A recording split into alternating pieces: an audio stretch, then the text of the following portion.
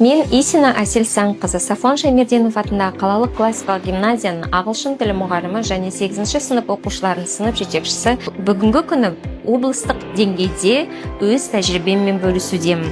Бірінші кезекте біз әртүрлі сыныптарда таңдалған тақырып бойынша ашық сабағын көрсеттік.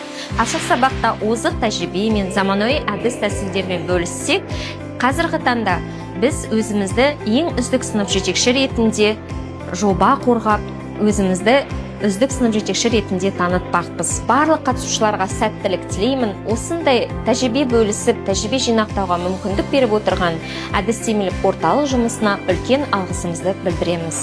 Мефодовская Анна Александровна, учитель русского языка и литературы, КГУ Буденновская общеобразовательная школа Жамбылского района. Сегодня в 29-й школе города Петропавловска я участвую в конкурсе «Лучший классный руководитель». Мною были проведены и моими коллегами классные часы, где и мы, и дети постарались. Замечательный день, замечательные коллеги.